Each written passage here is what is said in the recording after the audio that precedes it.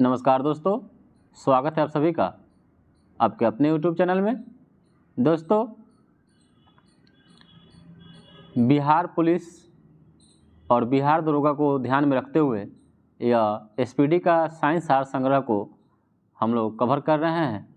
तो आज हम लोग टेस्ट पेपर 15 और 16 देखेंगे। तो चलिए शुरू करते हैं आज के पहले प्रश्न से। पहला प्रश्न आपके सामने है कि रबर के संश्लेषण में किसका प्रयोग किया जाता है। तो रबर के संश्लेषण में आइसोप्रीन का प्रयोग किया जाता है। चलिए दूसरा प्रश्न देखते हैं कि सोने के आभूषण बनाते समय इसमें क्या मिलाया जाता है।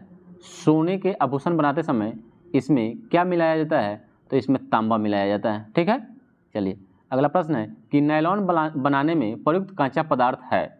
नायलॉन बनाने में प्रयुक्त कांचा पदार्थ क्या है, तो ये आपका है एडिपिक अम्ल। क्या है? एडिपिक अम्ल नायलॉन बनाने के लिए प्रयोग किया जाता है। चलिए अगला प्रश्न है कि मोमबत्ती का जलना कैसा अभिक्रिया है। तो जो मोमबत्ती का जलना है रासायनिक अभिक्रिया है। ठीक है, मोमबत्ती का जलना रासायनिक अभिक्रिया है। तो रासायनिक अभिक्रिया और भौतिक अभिक्रिया जान लेते हैं कि वह अभिक्रिया जिसमें जो पदार्थ दोबारा उसी अवस्था में नहीं प्राप्त हो सकता है तो वह रासायनिक परिवर्तन है, और जो प्राप्त हो सकता है वह भौतिक परिवर्तन है। तो मोमबत्ती का जलना देख लिए और बर्फ़ का पानी में बदलना आपका भौतिक परिवर्तन हो जाएगा। चलिए अगला प्रश्न है कि आतिशबाजी में हरा रंग किसकी उपस्थिति के कारण होता है।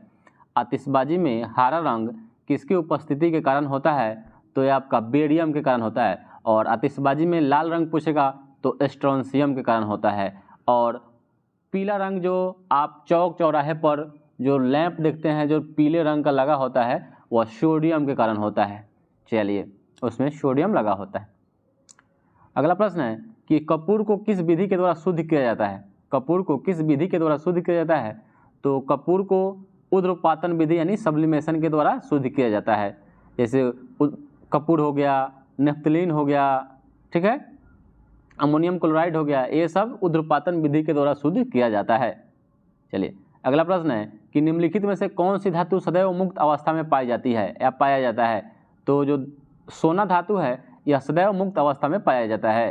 चलिए अगला प्रश्न है कि पुराने तैल चित्रों के रंगों को फिर से उभारने के काम कौन आता है। तो पुराने तैल चित्रों के रंगों को उभारने के लिए हाइड्रोजन परऑक्साइड काम आता है। कौन आता है? हाइड्रोजन परऑक्साइड, जिसका सूत्र होता है H2O2। सल्फ्यूरिक अम्ल H2SO4 होता है फॉर्मूला इसका। भारी जल D2O होता है। चलिए अगला प्रश्न है कि निम्नलिखित में से कौन सा तत्व सभी रंगीन यौगिक बनाता है। तो सभी रंगीन यौगिक कौन बनाता है, तो आपका क्रोमियम बनाता है। कौन बनाता है? क्रोमियम बनाता है। अगला प्रश्न है कि सबसे हल्का तत्व, तो ये आपका हाइड्रोजन हो जाएगा। कौन? हाइड्रोजन। और हीलियम क्या है? अक्रिय गैस है। और सबसे अभिक्रियाशील कौन है, तो पोटेशियम है। और सोडियम जो है आपको केरोसिन के तेल में इसको रखा जाता है। चलिए अगला प्रश्न है कि सोना किस अम्ल में घुल जाता है। तो जो सोना आपका है वह अम्लराज यानी एक्वा रेजिया में घुल जाता है। चलिए अगला प्रश्न है कि दिया सलाई में प्रयुक्त होता है। तो दिया सलाई में आपका लाल फास्फोरस का प्रयोग किया जाता है। अगला प्रश्न है कि युद्ध में प्रयोग किए जाने वाली गैस ल्यूसाइट बनाई जाती है। तो गैस ल्यूसाइट जो बनाई जाती है एसिटिलीन से बनाई जाती है।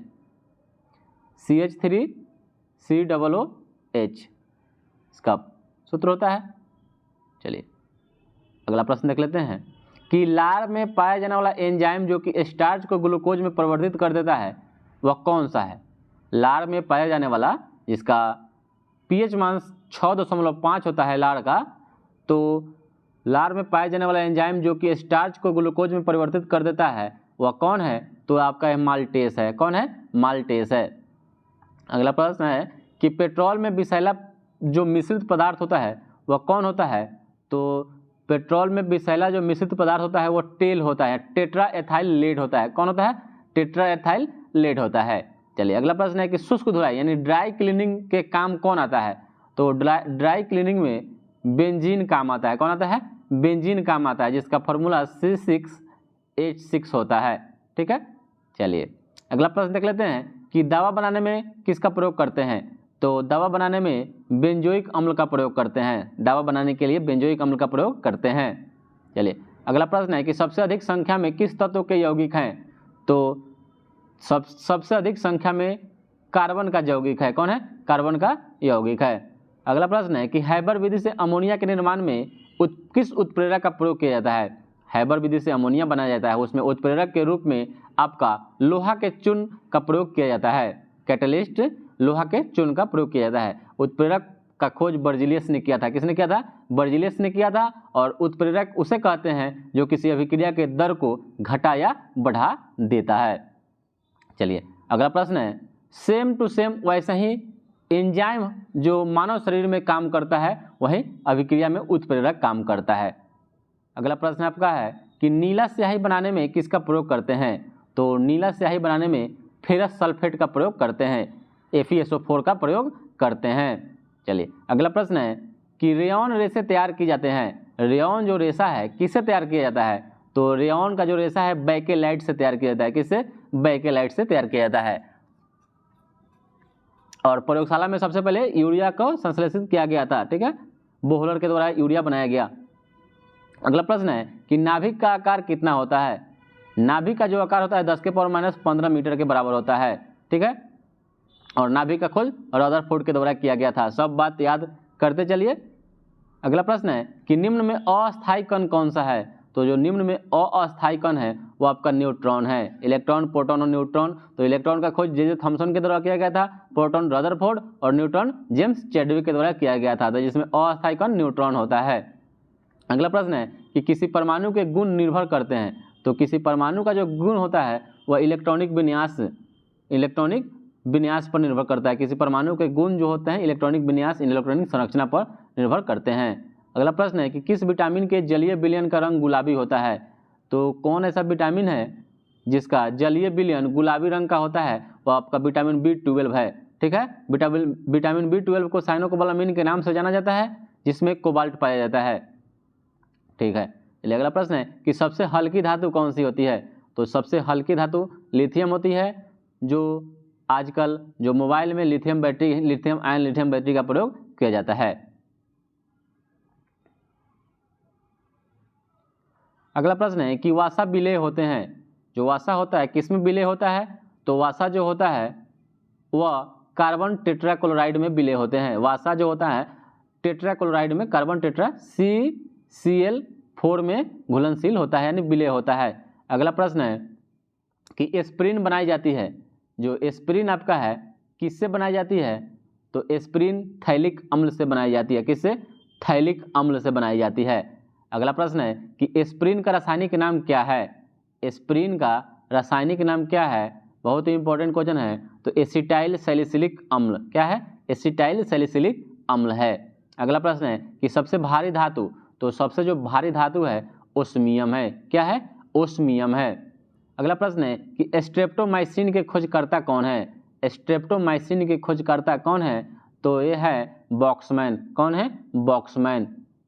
चलिए अगला प्रश्न है कि जल का शुद्धिकरण किया जाता है। जल का शुद्धिकरण किया जाता है किसके द्वारा? तो जो जल का शुद्धिकरण होता है वह क्लोरीन के द्वारा किया जाता है। और जल को शुद्धिकरण हम ब्लीचिंग पाउडर के द्वारा भी कर सकते हैं। चलिए अगला प्रश्न है, ऑप्शन में ब्लीचिंग पाउडर आता तो ब्लीचिंग पाउडर भी होता। सबसे अधिक विद्युत ऋणीय तत्व कौन सा होता है? तो जो सबसे अधिक विद्युत ऋणात्मकता वाला जो तत्व होता है वह फ्लोरीन होता है। कौन होता है? फ्लोरीन होता है। अगला प्रश्न है कि राष्ट्रीय प्रयोगशाला रासायनिक प्रयोगशाला कहाँ स्थित है? राष्ट्रीय रासायनिक प्रयोगशाला आपका पूना में स्थित है। कहाँ है? पूना में स्थित है। अगला प्रश्न है कि फ्रियोन का रासायनिक नाम क्या है? तो फ्रियोन का रासायनिक नाम है क्लोरोफ्लोरोकार्बन। Chlorofluorocarbon CFC। ठीक है, जो रेफ्रिजरेटर में यही गैस निकलता है CFC। अगला प्रश्न है कि टेफ्लॉन किसका बहुलक है? टेफ्लॉन किसका बहुलक है? तो ये आपका टेट्राफ्लोरोएथीन का बहुलक है। टेट्राफ्लोरोएथीन का बहुलक टेफ्लॉन है। अगला प्रश्न है कि संश्लेषित रेशा कौन है इसमें से? तो जो संश्लेषित रेशा जो है वो आपका रेयॉन है। कौन है? रेयॉन। अगला प्रश्न है कि कांच पर लिखने के लिए किस अम्ल का प्रयोग किया जाता है? कांच पर लिखने के लिए हाइड्रोफ्लोरिक अम्ल HFl का प्रयोग किया जाता है। हाइड्रोफ्लोरिक अम्ल का प्रयोग किया जाता है कांच पर लिखने के लिए। अगला प्रश्न है कि समुद्री जल से नमक किस विधि के द्वारा तैयार किया जाता है? तो समुद्री जो नमक, समुद्री जल से नमक जो है ना, ये आपका वाष्पीकरण विधि के द्वारा तैयार किया जाता है। चलिए अगला सेट 16 नंबर सेट देखते हैं कि निम्न में से कौन सबसे अधिक अस्थायी तत्व है।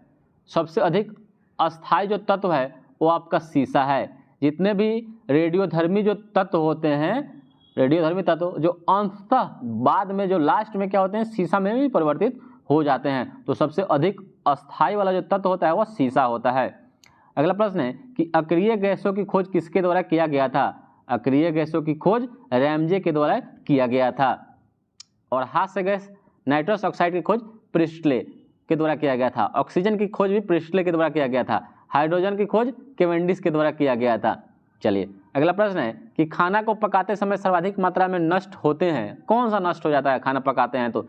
सबसे मात्रा में, अधिक मात्रा में विटामिन नष्ट होते हैं। कौन होते हैं? विटामिन नष्ट होते हैं। अगला प्रश्न है कि पीले फास्फोरस को कहाँ रखा जाता है। जो पीले फास्फोरस है उसको कहाँ रखा जाता है तो उसको जल में रखा जाता है। और केरोसिन में किसको रखते हैं? जो सोडियम को रखते हैं। अगला प्रश्न है कि कौन सी गैस चांदी की सतह को काला कर देती है। तो चांदी की सतह को काला ओजोन कर दे रही है गैस। जो ओजोन गैस है O3 वह चांदी की सतह को काला कर देती है। अगला प्रश्न है कि यूरिया में नाइट्रोजन की मात्रा कितनी है। तो यूरिया में नाइट्रोजन की मात्रा आपका 46% है। कितनी है? 46%। अगला प्रश्न है कि मूंगफली के तेल में हाइड्रोजनीकरण के रूप में किसका प्रयोग करते हैं। तो मूंगफली के तेल में हाइड्रोजनीकरण के रूप में उत्प्रेरक का प्रयोग करते हैं, निकेल का। किसका प्रयोग करते हैं? निकेल का प्रयोग करते हैं। अगला प्रश्न है कि आतिशबाजी में लाल रंग किस मूलक के कारण होता है। आतिशबाजी में लाल रंग किस मूलक के रंग के कारण होता है तो आपका स्ट्रोंशियम के कारण होता है और बेरियम के कारण हरा रंग। अगला प्रश्न है कि अम्लों व क्षारों की अभिक्रिया के फलस्वरूप बने पदार्थ को क्या कहते हैं। तो लवणों व क्षारों की अभिक्रिया के फलस्वरूप बने पदार्थ को लवण कहते हैं। क्या कहते हैं? लवण कहते हैं। अगला प्रश्न है कि उदासीनीकरण क्रिया में होता है। तो उदासीनीकरण क्रिया में लवण और जल बनता है। क्या बनता है? लवण और जल बनता है। अगला प्रश्न है कि सबसे शुद्धतम जल का रूप कौन सा होता है। तो जो वर्षा का जल होता है सबसे अधिक शुद्ध रूप में होता है। शुद्ध जल कैसा होता है। तो जो शुद्ध जल होता है उदासीन होता है, जिसका पीएच मान 7 होता है। और अम्लीय होगा तो 7 से कम, क्षारीय होगा तो 7 से ज़्यादा। ठीक, उदासीन होगा तो 7 होता है। अगला प्रश्न है कि मलेरिया परजीवी को नष्ट करने के लिए अभी प्रयुक्त औषधि का क्या नाम है। तो मलेरिया रोग परजीवी को नष्ट करने के लिए क्लोरोक्विन अभी दवा चल रही है, औषधि चल रही है। अगला प्रश्न है कि किसमें कार्बन की प्रतिशत मात्रा सबसे अधिक होती है। तो सबसे अधिक ढलवा लोहा में होता है। कार्बन की सबसे अधिक मात्रा ढलवा लोहा में होता है, सबसे कम पिटवा लोहा में होता है। चलिए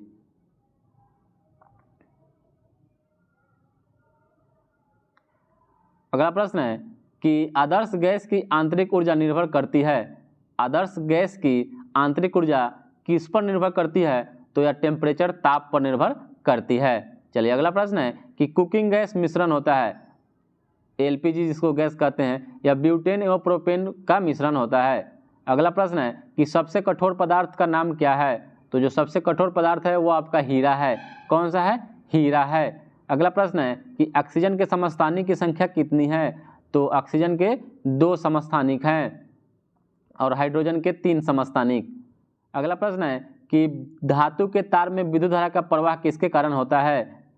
धातु के तार में विद्युत धारा का प्रवाह किसके कारण होता है। तो मुक्त इलेक्ट्रॉन के कारण होता है, मुक्त इलेक्ट्रॉन के कारण होता है। अगला प्रश्न है कि वाटर गैस यानी जल सीसा का रासायनिक सूत्र क्या है। जल सीसा का रासायनिक सूत्र क्या है। वाटर गैस नहीं, वाटर गैस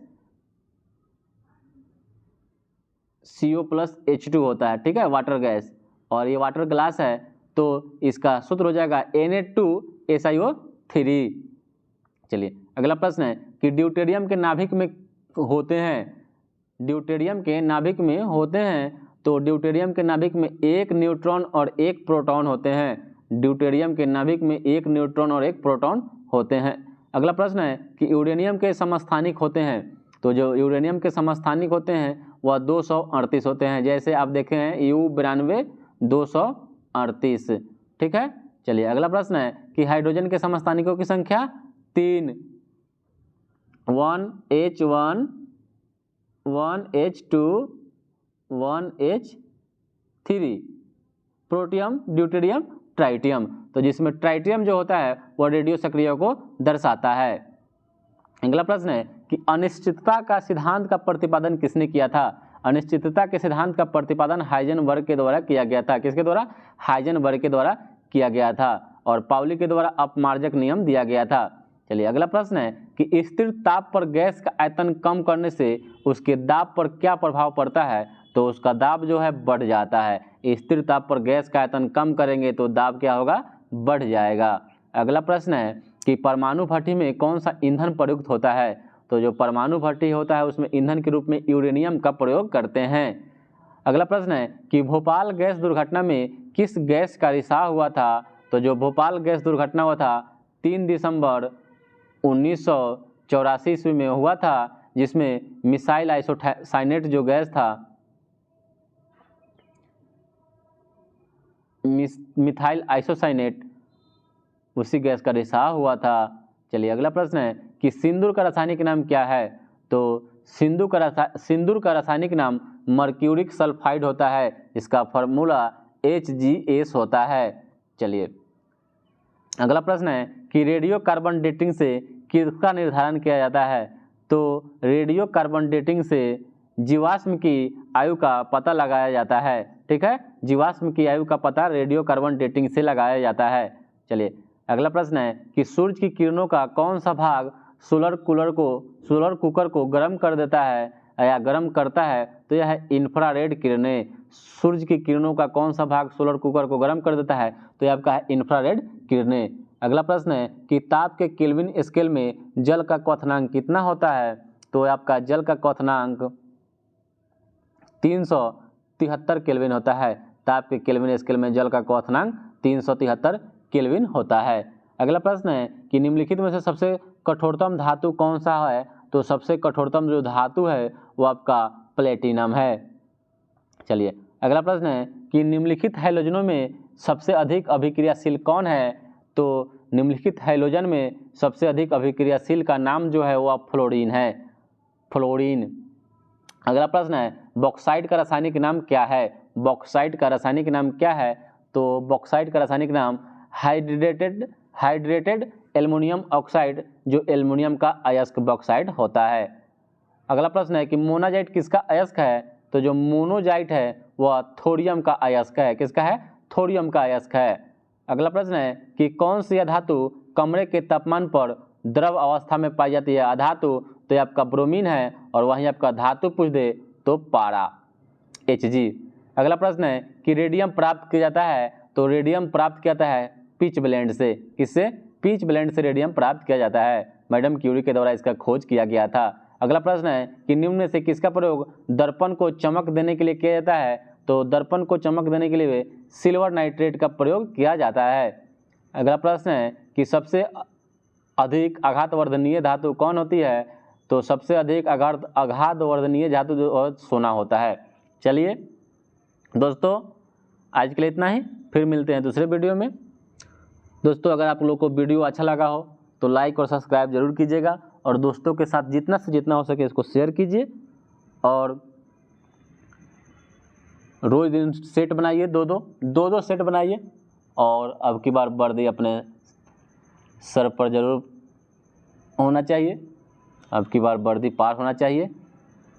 चलिए शाम में एक और आपको सेट आ जाएगा जो प्रीवियस ईयर का सेट होगा, उसी के आधार पर तैयारी कीजिए।